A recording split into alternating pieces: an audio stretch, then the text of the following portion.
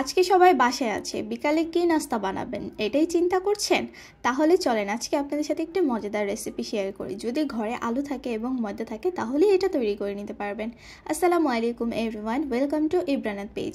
আজকে আমি আপনাদের সাথে শেয়ার করব আলু দিয়ে মজাদার একটি নাস্তা। এটা বানানোর জন্য প্রথমে আমাদের ময়দার ডো বানিয়ে নিতে হবে। এর জন্য আমি এখানে 2 কাপ ময়দা নিয়েছি। এর মধ্যে একটু লবণ দিব আর সামান্য একটু তেল দিয়ে এটাকে পুরো মিক্স করে ফেলবো। মিক্স করা হয়ে গেলে আমি এটা ভালোভাবে মিশাবো ময়দাটার সাথে তেলটা।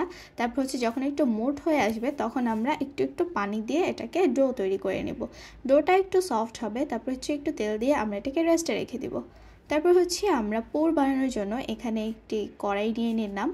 কড়াইয়ের মধ্যে তেল দিয়ে দিব। তেলটা গরম হলে 1 চা চামচ লবণ এবং পেঁয়াজ কুচি মরিচ কুচি দিয়ে দিব। পেঁয়াজ কুচি মরিচ কুচিটাকে ভালোভাবে একটু ভেজে নিতে হবে। একটু ভাজা হয়ে গেলে এর মধ্যে আমি দিয়ে দিব 1/2 চা চামচ আদা রসুন বাটা, 1/2 চা চামচ পেঁয়াজ বাটা, 1/2 চা চামচ মরিচ গুঁড়ো, 1/2 চা চামচের অর্ধেক হলুদ গুঁড়ো দিয়ে মশলাটাকে ভালোভাবে কষিয়ে নিতে হবে। তো ভালোভাবে কষানো হয়ে গেলে এখন আমি কিউব করা আলুগুলো দিয়ে দিব। আমি এখানে 4টা মাঝারি সাইজের আলু নিয়েছি। এখন কিউব করা আলুগুলো দিয়ে আমি পুরো মশলাটার সাথে মিক্স করে নেব। তারপরে সামান্য একটু পানি দিয়ে এটাকে সেদ্ধ করে নেব। বেশি পানি দেওয়া যাবে না, তাহলে ঝোল হয়ে যাবে। সামান্য একটু পানি দিয়ে সেদ্ধ করে পানিটা যখন শুকিয়ে আসবে তখন এর মধ্যে দিয়ে দিব একটি ম্যাগি মশলা। তারপর আমরা একটি ডাল ঘুটনির সাহায্যে এটাকে স্ম্যাশ করে নেব। তাহলে তৈরি হয়ে যাবে আমাদের আলুর পুর। এরপর আমি যেই ডোটা বানিয়ে রেখেছিলাম ময়দা দিয়ে, ওইখান থেকে আমি 4টা লিচি নিয়েছি, 4টা রুটি বানিয়ে নিয়েছি।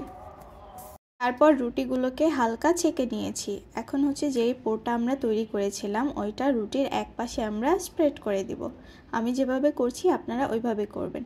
যদি আপনাদের কাছে চিজ থাকে তাহলে আপনারা চিজ গ্রেট করে দিতে পারেন। এছাড়া যদি চিকেন থাকে চিকেন দিয়েও এটা তৈরি করতে পারেন। এছাড়া নানা সবজি দিয়েও তৈরি করতে পারেন, এটা সম্পূর্ণ আপনাদের ইচ্ছা। আমি যেহেতু আলু দিয়ে বলেছি বানাবো তাই আমি আলু দিয়েই তৈরি করছি। এরপর ভালোভাবে স্প্রেড করা হয়ে গেলে এখন আমরা এটার উপরে ফোল্ড করে দিব। এভাবে আমি 4টাই বানিয়ে নিব। খুব সামান্য উপকরণ দিয়ে বাসায় চাইলে নতুন ধরনের নাস্তা তৈরি করা যায়। এরকম যদি আরও নতুন ধরনের নাস্তার রেসিপি দেখতে চান তাহলে আমার পেজটিকে অবশ্যই ফলো দিয়ে রাখবেন। যদি ইউটিউব থেকে দেখে থাকেন তাহলে সাবস্ক্রাইব করবেন।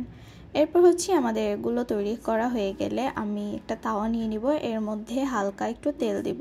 তেল দিয়ে তেলটা একটু গরম হলে তারপর আমি যে রুটিগুলো বানিয়ে রেখেছিলাম ওইগুলো ভেজে নেব। ভাজার জন্য আপনারা যেভাবে সুবিধা ওইভাবে আপনারা ভেজে নিতে পারেন। এক সাইড একটু হয়ে গেলে এর পরেরটা আমি একটু উল্টিয়ে দিব। এভাবে একটু ক্রিসপি স্টাইলে ভাজতে হবে, তাহলে খেতে অনেক মজা লাগবে।